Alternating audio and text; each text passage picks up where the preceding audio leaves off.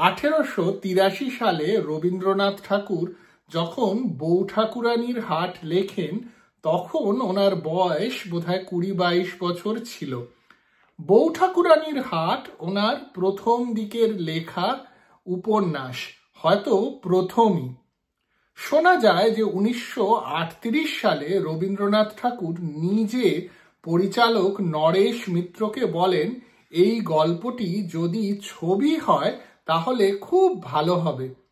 তরুণ কুমার নিজের বইতে লিখছেন যে 1953 সালে যখন বউ ঠাকুরানীর হাট নরেশ মিত্র পরিচালিত ছবি হয়ে রিলিজ হয়, নরেশবাবু ভাবতেন যে রবীন্দ্রনাথ ঠাকুরকে দেওয়া ট্রিবিউট ছিল এই ছবি। আজকের আড্ডা বউ ঠাকুরানীর হাট ছবিটিকে নিয়ে। আমি তন্ময়, আশা করি আপনারা সকলে খুব ভালো আছেন।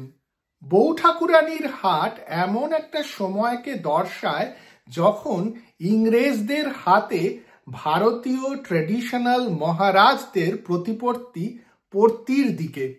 ইংরেজরা জাকিয়ে বসছেন আর মহারাজদের মধ্যে কোনো ইউনিটি নেই।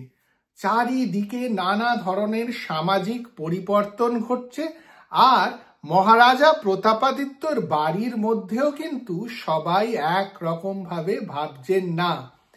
এই ক্রাইসিসেরই গল্প বউ ঠাকুরানীর হাট। কাস্টিং দুর্ধর্ষ ছিল। সেই সময়কার বাঘা বাঘা অভিনেতারা এই ছবিতে কাজ করেছিলেন। উত্তম কুমার যখন বউ ঠাকুরানীর হাটে অভিনয় করেন তখন কিন্তু তাকে নতুনই বলা চলে। সবে বসু পরিবার আর 74 হিট করেছে। উত্তম কুমার ছাড়াও এই ছবিতে যারা ছিলেন তারা প্রত্যেকেই উত্তম কুমারের থেকে তখন অনেক বড় অভিনেতা। নীতিশ মুখোপাধ্যায় করেছিলেন রাজার রোল। এছাড়াও এই ছবিতে ছিলেন পাহাড়ি সান্যাল, শম্ভু মিত্র, সত্য বন্দ্যোপাধ্যায়। ছবির টাইটেল কিন্তু এদের নাম দিয়ে শুরু হয় না। প্রথমেই দেখানো হয় পদ্মা দেবী, মঞ্জু দে আর রমা দেবীর নাম।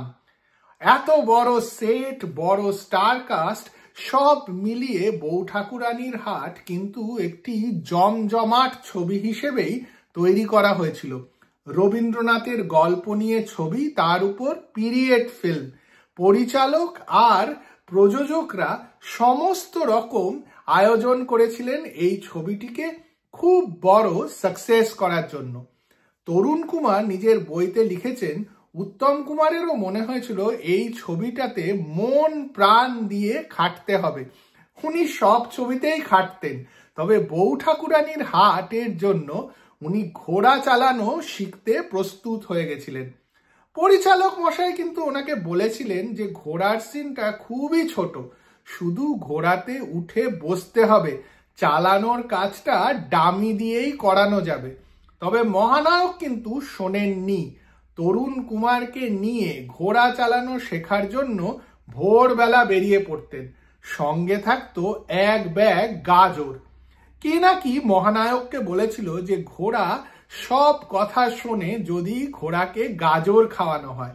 তাই জন্য তরুণ কুমারের কাজ ছিল ঘোড়ার উপর যখন উত্তম কুমার চেপে বসছেন তখন সেই ঘোড়াকে গাজর খাওয়ানো। মহানায়ক আর তার ভাই তরুণ কুমার যতই ঘোড়াকে গাজর খাওয়ান, ওল্ড বালিগঞ্জে গিয়ে ঘোড়া চালানো যার কাছে শিখছিলেন, রহিম সাহেব বোধহয় তার নাম, তিনি কিন্তু একদম পছন্দ করছিলেন না। তখন তো আর মহানায়ক হননি, তাই জন্য রহিম সাহেব ওদের বকে দিয়ে বলেছিলেন গাজর টাজর খাওয়াতে হবে না, ঘোড়া চালানো এমনিই শেখো। উত্তম কুমার কিন্তু ঘোড়া চালানো শিখে নিয়েছিলেন। সেটে যখন পরিচালক দেখেন যে উত্তম কুমার ঘোড়া চালানো শিখে নিয়েছেন তখন উনি অবাক হয়ে গেছিলেন। একটু চিন্তাতেও ছিলেন যে উত্তমের যদি চোট লেগে যায় তাহলে অন্য পরিচালক প্রযোজকদের তো মাথায় হাত, কিন্তু তা হয়নি।